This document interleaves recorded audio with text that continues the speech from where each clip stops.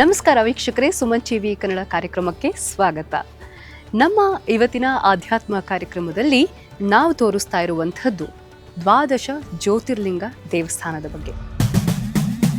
Bengaluru temple city ಅಂತ ಈಗಾಗಲೇ ಎಲ್ರಿಗೂ ಗೊತ್ತಿರುವಂಥದ್ದೇ.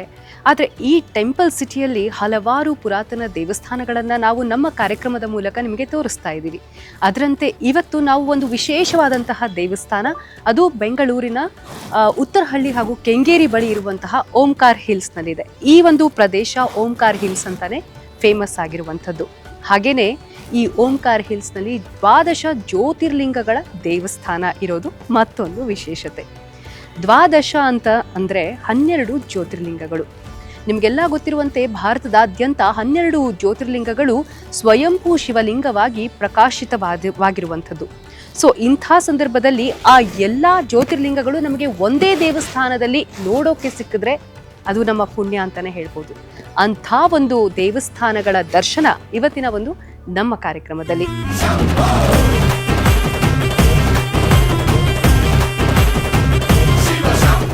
ಸೊ ವೀಕ್ಷಕರೇ, ಇವತ್ತಿನ ನಮ್ಮ ಕಾರ್ಯಕ್ರಮದಲ್ಲಿ ಓಂಕಾರ್ ಹಿಲ್ಸ್ ಅಲ್ಲಿರುವಂತಹ ದ್ವಾದಶ ಜ್ಯೋತಿರ್ಲಿಂಗಗಳ ದೇವಸ್ಥಾನದ ಮಹಾಮಂಡಲೇಶ್ವರರಾದಂತಹ ಮಧುಸೂದಾನಂದ ಗುರುಗಳು ನಮ್ಮ ಜೊತೆಗಿದ್ದಾರೆ.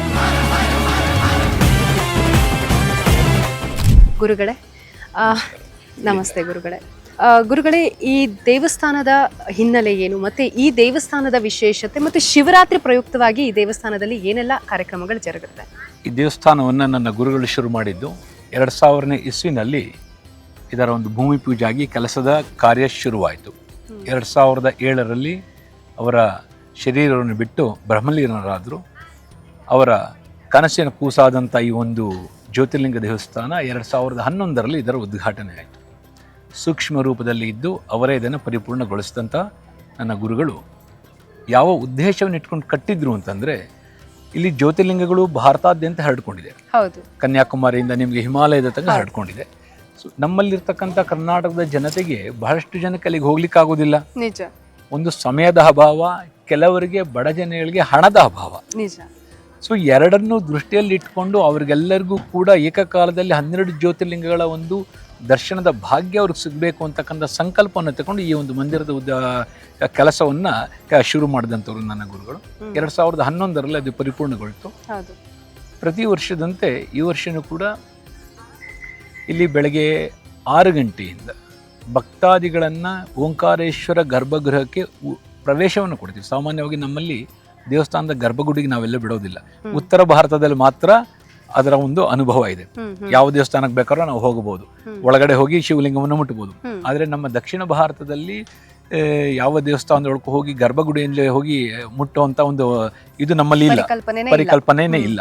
ಸೊ ಆದ್ರಿಂದ ನಮ್ಮ ಇಲ್ಲಿ ಜನಕ್ಕೂ ಕೂಡ ಉತ್ತರ ಭಾರತದ ಒಂದು ಬಾಂಧವ್ಯ ಉಂಟಾಗಲಿ, ಆ ರೀತಿ ಒಂದು ಆ ಭಗವಂತನ ಸಾನ್ನಿಧ್ಯ ಉಂಟಾಗಲಿ, ಅವ್ರಿಗೂ ಒಂದು ಆನಂದ ಸಿಗಲಿ ಅಂತ ಹೇಳಿ ಶಿವರಾತ್ರಿಯ ಒಂದು ದಿನ ಬರ್ತಕ್ಕಂಥ ಭಕ್ತಾದಿಗಳಿಗೆ ಓಂಕಾರೇಶ್ವರನ ಗರ್ಭಗುಡಿಗೆ ಉಚಿತವಾಗಿ ಒಂದು ಪ್ರವೇಶ ಹೋಗಿ ಈಶ್ವರಲಿಂಗವನ್ನು ಮುಟ್ಟಬಹುದು.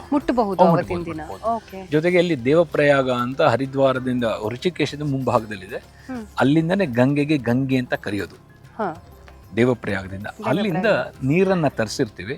ಯಾರು ಬೇಕಾದ್ರೂ ಆ ಗಂಗಾ ನೀರನ್ನ ತೆಗೆದುಕೊಂಡು ದೇವರಿಗೆ ಅಭಿಷೇಕವನ್ನು ಮಾಡ್ತಕ್ಕಂಥ ವ್ಯವಸ್ಥೆ ಇಲ್ಲೇ ಬಂದಿರುತ್ತೆ. ಸೊ ಅದರ ಒಂದು ವ್ಯವಸ್ಥೆಯನ್ನು ಕೂಡ ಇಲ್ಲಿ ಮಾಡಲಾಗಿದೆ. ಬೆಳಗ್ಗೆ 6 ಗಂಟೆಯಿಂದ ಮರುದಿನ ಬೆಳಗಿನ ಜಾವ 4 ಗಂಟೆ ತನಕ ನಿರಂತರವಾಗಿ ಭಕ್ತಾದಿಗಳಿಗೆ ಅವಕಾಶವನ್ನು ಕಲ್ಪಿಸಿದೆ. 4 ಗಂಟೆಗೆ 4:04ವರೆಗೆ 4ನೇ ಯಾಮದ ಒಂದು ಪೂಜೆಗೆ ಪ್ರವೇಶ ಆದರೆ ಅದು ಭಕ್ತಾದಿಗಳ ಪ್ರವೇಶವನ್ನು ಸ್ಥಗಿತಗೊಳಿಸ್ತೇವೆ. ಮತ್ತೆ ಅವನು ಇನ್ನು 1 ವರ್ಷ ಕಾಯಬೇಕಾಗ್ತಕ್ಕಂಥದ್ದು ಒಳಗೆ ಹೋಗೋದಕ್ಕೆ. ಜೊತೆಗೆ ಬಂದಂಥ ಭಕ್ತಾದಿಗಳು ನಿರಂತರವಾಗಿ ಇಲ್ಲಿ ಪ್ರಸಾದದ ವ್ಯವಸ್ಥೆ ಇರುತ್ತೆ. ಕೊನೆ ಪಕ್ಷ ಅಂತಂದ್ರು ಒಂದು 18ರಿಂದ 20 ಟನ್ ಪ್ರಸಾದದ ವ್ಯವಸ್ಥೆಯನ್ನ ಕುಕ್ ಮಾಡಿರ್ತೀವಿ.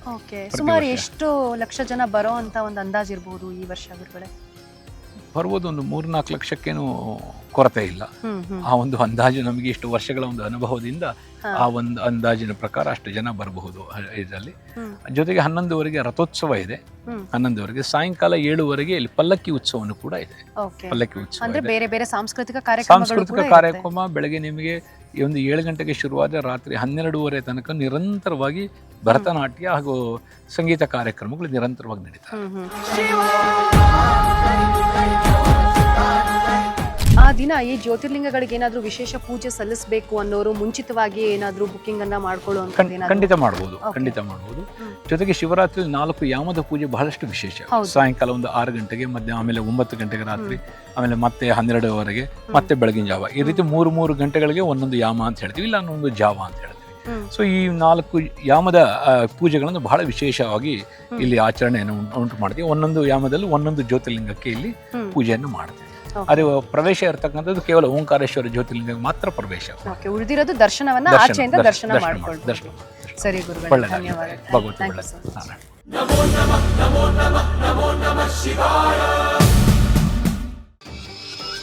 ಸುಮನ್ ಟಿವಿ ಕನ್ನಡದಲ್ಲಿ ಜಾಹೀರಾತು ನೀಡಲು ಸಂಪರ್ಕಿಸಿ 9686376663.